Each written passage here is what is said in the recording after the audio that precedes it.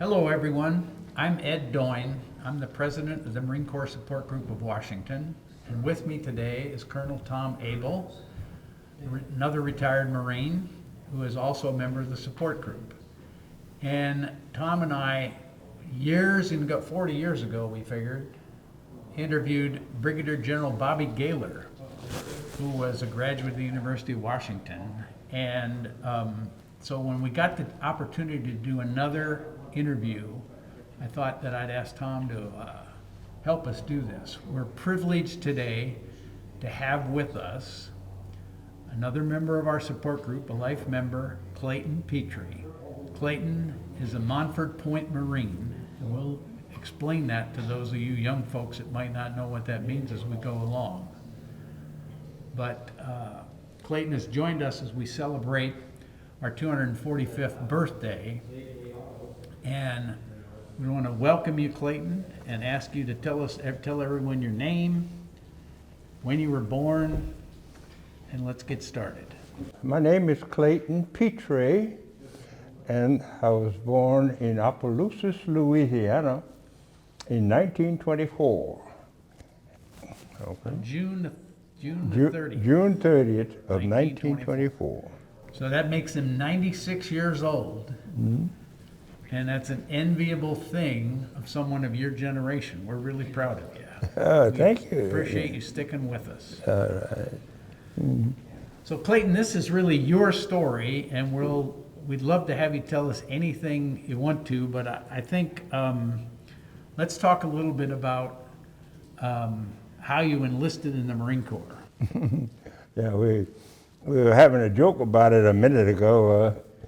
I was in Opelousas, Louisiana, but my father had a farm out in the Tulies, you might say, and so we got on a bus and wound up in Lafayette, Louisiana, to be inducted into the service. Mm-hmm. And the minute I walked in the door, the sailor stamped my paper Navy, and I looked at the little white deal, and I wasn't too pleased with his uniform, and I was the Marine with his, and I said, "What can you do about this?" I said, "I don't want to be in the Navy." He said, "Well, we'll take care of that." And then the sailor was mad, and he said, "Well, you're better off than being in the Marine Corps, but okay, go on." Anyway, so the Marine from then on maneuvered, and he got me a buddy to go with me to New Orleans to be sworn in. Mm-hmm. But this buddy turned around and said he had some business to take care of, and I had to make it to New Orleans alone on a bus. And got to New Orleans, and then the next day I met with the Marine Corps staff, and we started working from there. And on August the 9th, I was sworn in, and of all things, that night, a Marinette came to my hotel and accompanied me to the Missouri Pacific Station. And she said, "Now you do well now." And so I got on the train, and the rest is history, you know. Found my way to Jacksonville, North Carolina. Mm-hmm. And there was old Camp Lejeune, Montford Point. That was the story, and so history began for me from that moment on. So did they meet you at the train? Were you met at the train by some screaming Marine? No, you had to, after I left the train, I had to get on a bus by myself. And not until I got to Jacksonville did they take over. Mm-hmm. And from then on, and in this book, they show those civilians. I was one of those, you know, in that civilian clothing, and that Marine looking at us, you know. And you felt like hell, having been on that train all that time with this clothes, you know, and not having a bath. But sooner or later, we dumped all that, and we put on our dungarees, and they had us a bucket to wash our clothes. And that was a story, you know. You had a bucket and you had a brush, and you were going to scrub those dungarees. You're going to get yourself together. And one guy came, one kid from Chicago, who was raised by his mom, you know, and he said, "Clayton, I'll give you $1 if you wash my clothes." And I cursed him out. But then from then on, and you were going for it. And it's history. And they took over from that moment on. And wound up, I was, a different person. But later on, I had a furlough coming up, going back to Opelousas, and they gave us all 8 days. But if you live west of the Mississippi, you could get 15 days. Mm-hmm. And I was 54 miles west of the Mississippi. Everybody was gone, happy with the 8-day deal, and I was sitting up there, and the first side had gone to lunch, and I'm sitting there, and they wonder why I wasn't trying to get on a train to Durham or Raleigh. And I told him that I live 54 miles west of the Mississippi, and I would like to have my 15 days. Yeah, but you won't get another one, such a time. I said, well, I don't care, but I'll just take it right now. Mm-hmm. So I got my 15 days in Louisiana, and I was happy with that. But when I got back, I was assigned to training into the 1st Marine Ammunition Company. Mm-hmm. And that was the first sort of training they were giving groups of Marines. And we were trained in that life, handling ammunition. and I was a real solid Marine. And he trained me how to set off an explosive. Mm-hmm. And I set the thing on, and then I lit it up, and I was running. Hey, God damn! He said, "That's it. Fall down." What it is. You don't run from your explosive. You walk away, because if you fall down and you hurt yourself, your explosive will kill you. Right? Yeah. Walk away quickly. Yeah, I had to learn that. I had to learn how to set it up and walk away and let it go off, and things like that. Not that this was needed, unless maybe you would have to blow up your own dump or something like that, or maybe for some other reason they wanted you to do something. But I remember that training with the disciplines, and this person, his job was to train you to do that, and that's what we did, and we couldn't get him hooked in nothing else, So, and we respect this sergeant for that, and many other things came about, and. What kind of ammunition were you handling? Well, it was usually I had the for the rifle, and for the anti-aircraft, small arms like that, and the larger stuff where we couldn't handle it, as people. Usually for small arms and not too large, like a. Not artillery shells. Yeah, artillery. There you go. Dealing with infantry. Yeah, Infantry. and then heavy artillery. Uh-huh. Yeah, that's what it was mostly, and so that was what we were into, more or less. But other units got trained for other things, but that was ours, and I was in the first one, and I think by the time I was discharged, they had about 11 of them, 11 companies. 11 companies. Yeah. Okay. Yeah. And so you finished training, and then did you ship out right away? You know it.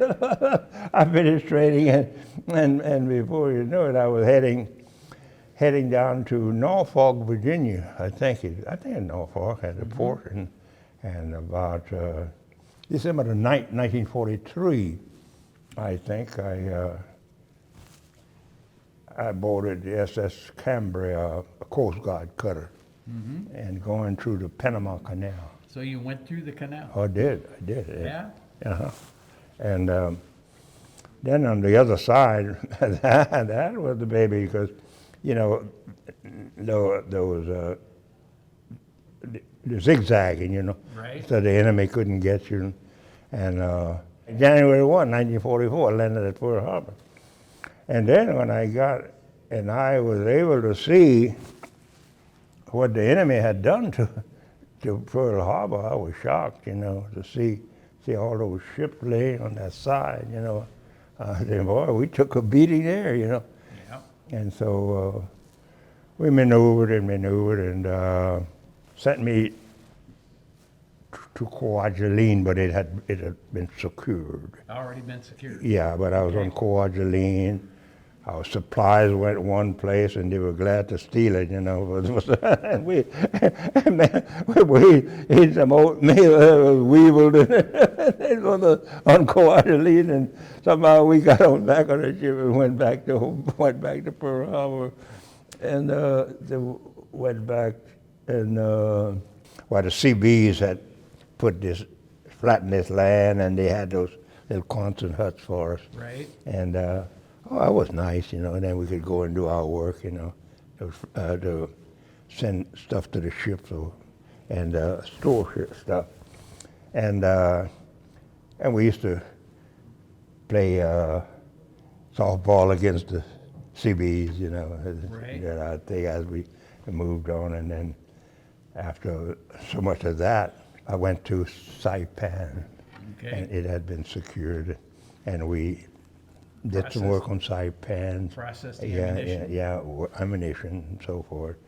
And they say, well, we got a fish or cut bait. So we geared up and started training and loosening up and ready for it. And we got on a ship. Iwo Jima fell while I was on a ship, heading for the Battle of Okinawa. Right.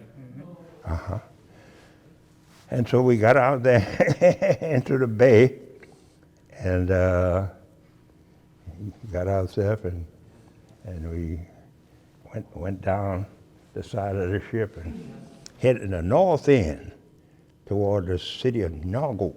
Right. And we went all within so much of the island, and we swing around, and they carried on like we were going to land, and we went back to the ship, and the other group landed in the south end. So you Because were part of a feint. Oh, I was a decoy They unit. used as a decoy. Decoy unit, yeah. And that's what I did. And then the other group, and then finally we moved in. I didn't go right away. They had me to do some things, stay with the gear for another day or so while they made it. Then I went in, and then we moved in onto the island and found our way, and that's what I knew what battle was all about, because the Japanese didn't give, or the enemy didn't give a hoot what happened. And at 6 o'clock in the morning, that sun gonna fly right over your head, just about the time you get ready to get yourself together, you know. And then he'd fly over, and he'd flash red, control red. And he was shooting at that son of a bitch, and he just gone around, and you didn't give a damn if you hit him or not, you know. But he was disturbing the group, you know. Right. And he'd go and you get yourself together, you get your food together, and you Breakfast. you ain't got no regular thing, but you're doing your own, you know. And then you go out and get the ammunition to the front line, you know, and you go back, and you come back to your little compartment, your little setup, and you get yourself ready.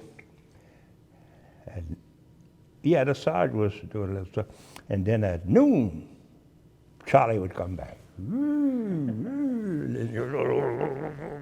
He just fly like hell. Everybody take cover. He do that, he keep you disturbed, Lord love you. And he do that to you some guys begin to break. Yeah. Yeah, they break on that shit. And so that kind of crap went on until you could move further and get enough of them out of the way, and you keep on doing whatever you got to do, and the battle go on, and you keep on sending the supplies. Meanwhile, you see so many dead bodies too, you know, Right. things like that. So anyway, that was what Okinawa was at. But So did you see any kamikazes? Eh? The kamikazes? No, you might kamikaze pilots. Right. Yeah, I saw them flying over here. They were attacking the ships though, mostly. Well, then they had them flying out there, but then you had to take cover. You know, you wouldn't let you be out there watching them. You know, so but they were there. You know, yeah. You had the effect of whatever he was doing. You know, whether you saw him or not. You know, he was there. So, I would say that I was there from D-Day until they ended the damn thing. But when it was over with, I was getting ready to go back to Louisiana. Oh man! That's what you thought you were going to do. That's right? what I thought I was going to do. And old Colonel, whatever his name was, he said, well, boys, we're going to head on down to China. I said, what the hell going to do in China? It seemed like there was some guy named, whatever, that rebel was. Chiang Kai-shek? Mao Zedong? Mao Zedong. Yeah, he said he's going to kill every Japanese there is. He don't see none of them go back to Japan. And so then we get on, we mass up, and we head down to China, and we get on a smaller craft, and we go up the Hangho River to a little port town called Tangu. And we go at Tangu, and they billet my unit in a old high school. That was better than, you know. A little better than being in that tent, right? Yeah. So I was in that old high school building, and then so finally a man in China, in the city, and you go in there, and the guy wanted to cook anything you wanted because he was glad to have that American money, you know. And I finally had a steak, and he said, "Oh, I'm gonna put some egg over it." But a steak with egg over it and some rice, man. So that was my treat, you know. Probably the first steak you had since you left Opelousas. Yeah, I think it was. Anyway, it was good. And then the older guys who knew what it was all about, one of them had wrote to the U.S. Marine Corps Institute, and he had asked and had gotten some books on the Chinese Mandarin dialect. And they had those books, and they had a little Korean lad who spoke English, Chinese, and his own. And so he knew how to help us with those. It was broken up in dialects, you know. And my grandmother had taught me to speak French when I was a little guy, so getting another language wasn't strange to me. And I saw how I say, ding ho. That means very good. Boo how. Very bad. You see, ding ho. Boo how. You know, you get on to that. Young Chinese. I was young. I'm getting into Chinese. And that little guy would come every day, and he'd move me, and he'd say, "Ni hao." He said, "How are you?" You know, he said, "Ding ho." That's the one thing I know about Chinese. You know, you're looking into it. And I got into that pretty good. And so, but going to the restaurant, I learned how to order my dinner in Chinese. Why yo noodle beans? You don't got cheese. I want one steak with 2 eggs. And then the chef would come out of the kitchen to see this American talking Chinese. But that was a good experience, I would say. And we stayed there until the guys had gotten home, I guess, and so we headed back to Camp Pendleton. And that's why I was discharged on February the 8th of 1946. 46.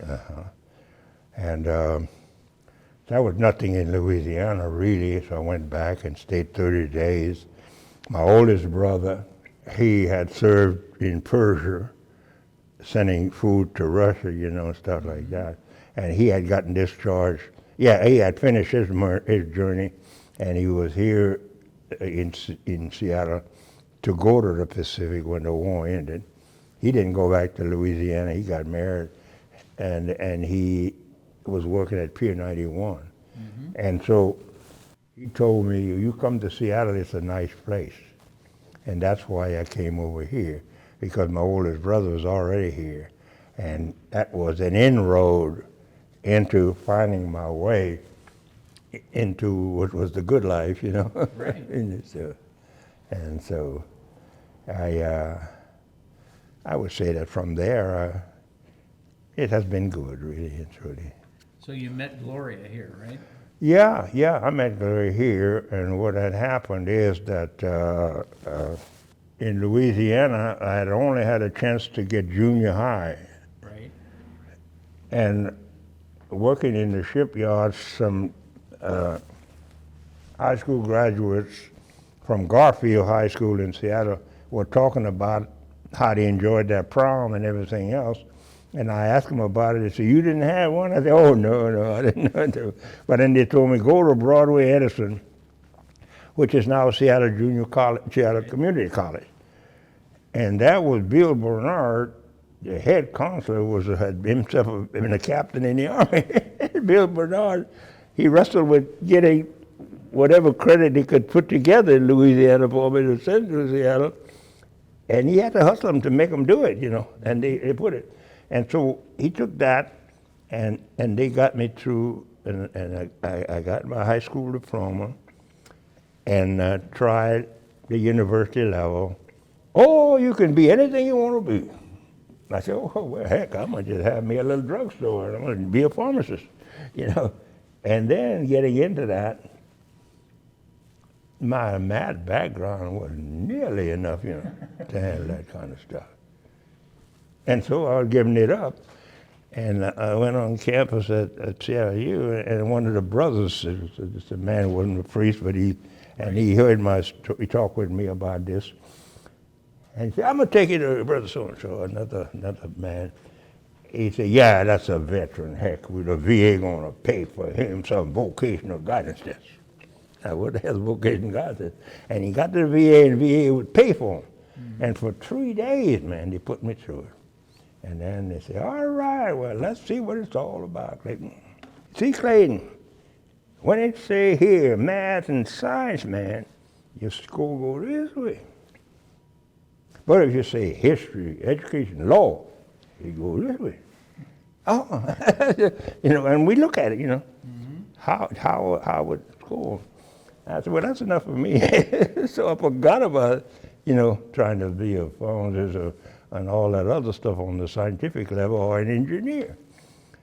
And so I just stayed until finally, and I wasn't too sure yet what I was going to do, but then I started selling real estate in order to try to make it, but I stayed in the business school, and my God, man, things started opening up, and then I had worked for the government from the very beginning. I had worked in the postal services, you know, and I worked with them a long time, so I was in government.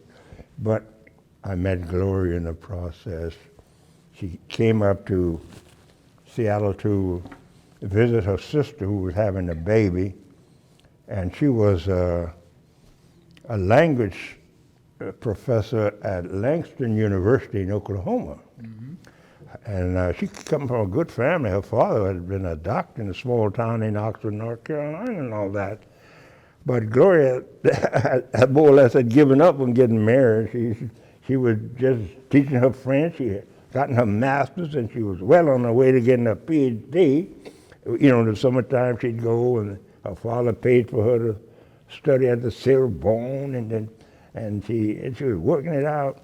But when she came to help her sister out, a Creole woman from Louisiana who knew me had told me she was going to introduce me to this nice young lady. So she had me over and had Gloria over, and we met and we talked.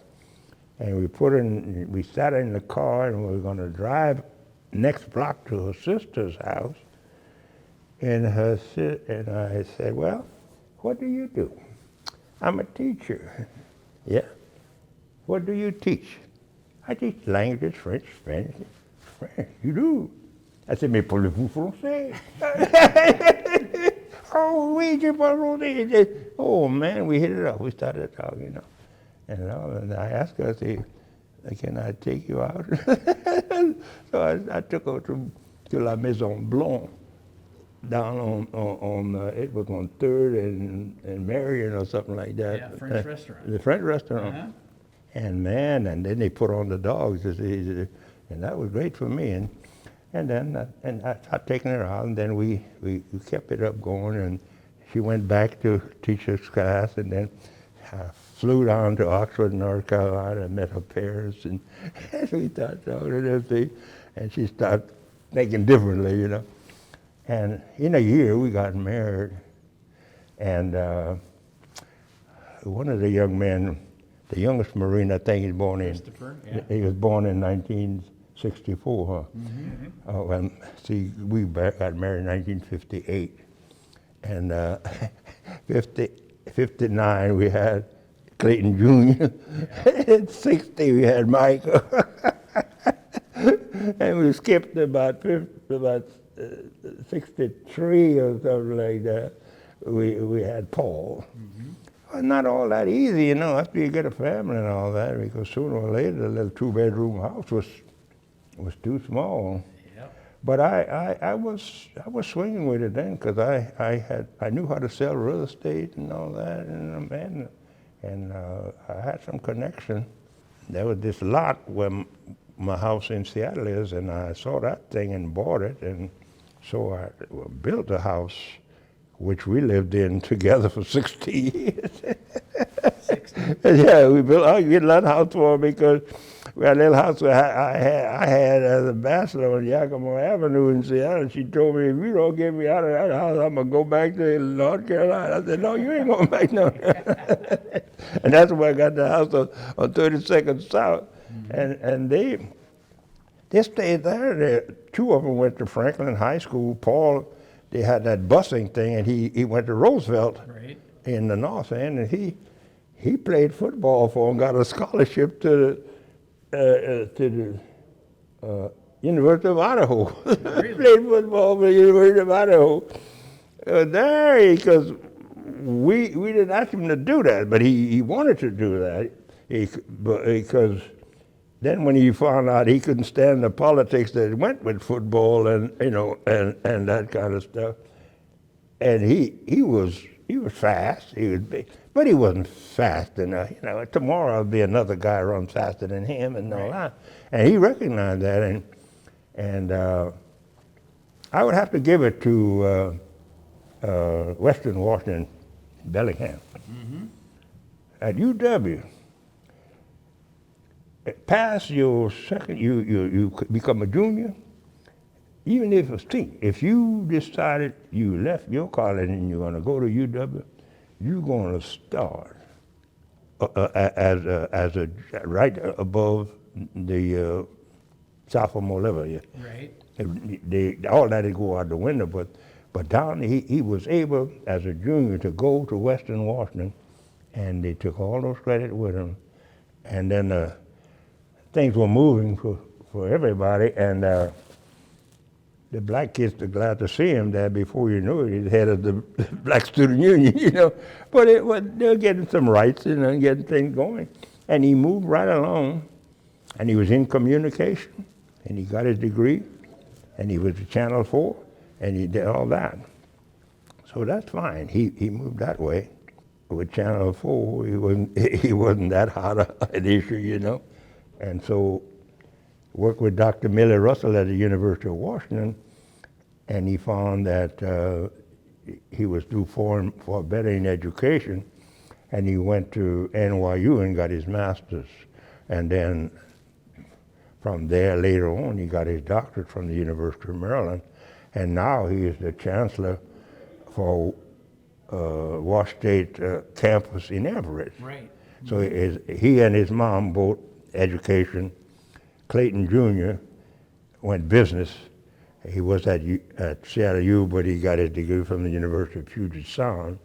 And Paul, as we talked about, who was in education, and he went with Dr. Miller at UW, but then he went to NYU, got his master's, and then University of Maryland his PhD. And so Michael, he made no bones about it. He was going to Stanford, which is a high price in those days. Yeah. But we got a loan system working. We didn't have to pay it all at once, and he did some work himself. And on top of that, he gets married on his second year in college. And so we had that to worry with. And you know what was falling, you know. But we got him through, and he made it, and he's on his own. He's an engineer with Pratt Whitney. He was with the Boeing company for 6-7 years, but he wasn't doing nothing. You know, they hardly promoted black guys in those days. But he left there, and Pratt Whitney, he didn't get there right away, but after he got there, well, he went to Connecticut, to Hartford, Connecticut, and I used to enjoy going to Hartford, Connecticut, because the people were so nice down there. And he's now for Pratt Whitney in San Francisco, and they gave him a promotion last year, and he's now heading toward retirement, you know. But as an aeronautical engineer in that respect, but he's just had ordinary engineering, and so I made my run in that respect, you might say. I worked in the community when President Johnson brought some money to try to improve life for everybody. And since we're on that subject, he had told the Kennedys that you better make this a moral issue. They said, oh no, we're going to use the law, or I'm going to send the law, and I mean, you're going to get that kid into that school. And you see those National Guard getting those kids into those things in school. Well, that's the way Kennedy said we're going to do it. And they were doing it that way. But too bad, you know, we lost the president. And here was the old Texas guy was in charge. And so he brought Martin Luther King and his boys down there to talk with him, to find out what he could do to make this a better nation in that respect. And they told him. And then so that Sunday night when he got on TV and everything, and he said, I met with Martin Luther King, yakety yak. And when he ended his speech, he said, and we shall overcome. Well, all the black folks started feeling, because they used to sing that, say, we shall overcome someday.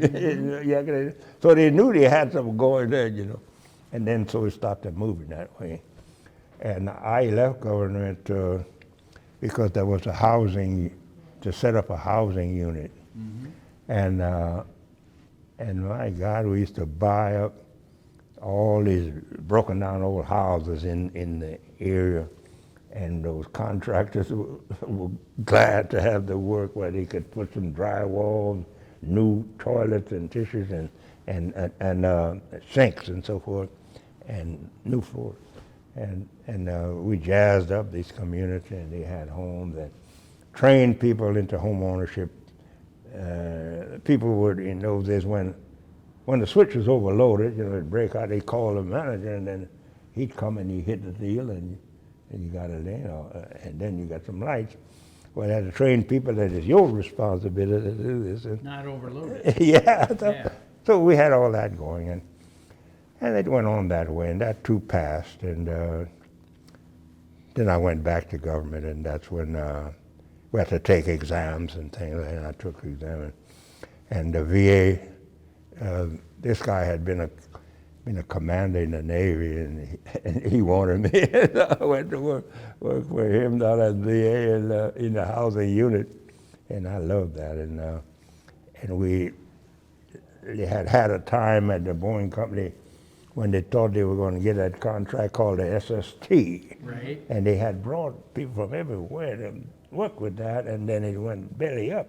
And those houses were dropped on the market, and so they had a handful. So they didn't want me in that section because they thought that an appraiser would be able to handle the sale of those units. But that commander from the Navy, he knew I could do it, and I got that section in the houses. And I knew how to work it out and appraise them, and I sold all those son of a guns.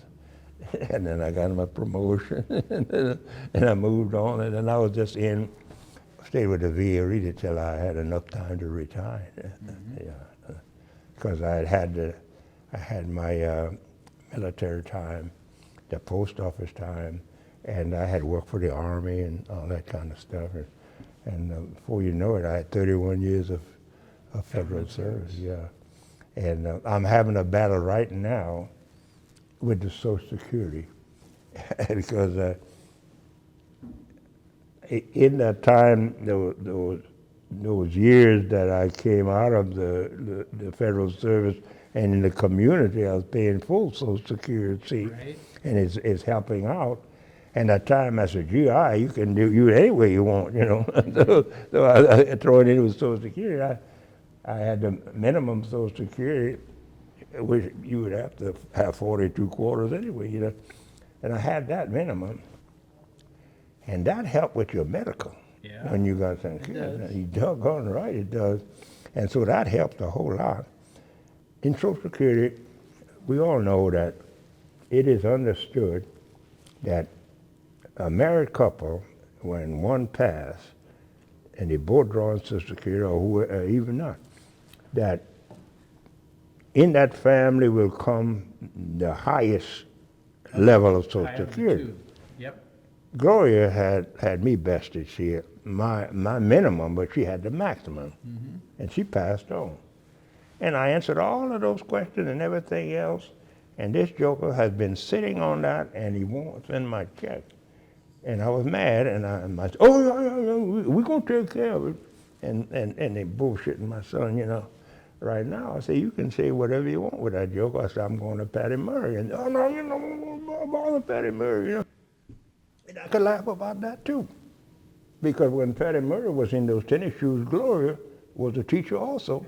And Gloria was going to calling on the phone for Patty. Yeah. When I had a break from government, I used to go in Belltown down Bell Street and, on 3rd Avenue, and I used to call for her because she was a congresswoman. She didn't have all that money. But they think that Patty is so strange that I'm going to disturb her tower. I knew her when she wasn't in that She'd tower. be happy to help. Oh, yeah. But anyway, so they try to handle it. But I'm telling you the truth, if I don't get my, see, it's not that if I was getting something, that portion of Gloria's portion coming into the family was cut off immediately just from the record of the coroner. Right. So don't tell me that they don't get records and they can't handle it. I don't know why that joker's doing that, but he is. I mean, and on top of that, he's talking to him. He's from Mississippi anyway. But they are really sitting on $8,000-9,000 of money coming to me, and I don't know why you'd be doing that because it's not possible. But anyway, it is. Yeah. But enough of that. I would say that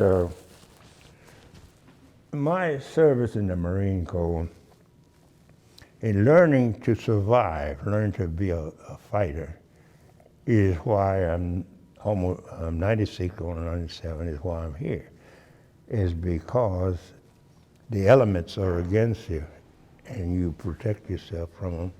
And don't take it as a joke when they tell you something is against you, you know. And that's the way it has been. I think that's true of all of us. I think Yeah, the Marine Corps has taught us how to survive. Yeah, you don't know. Yes, Yeah. sir. Yes, yeah.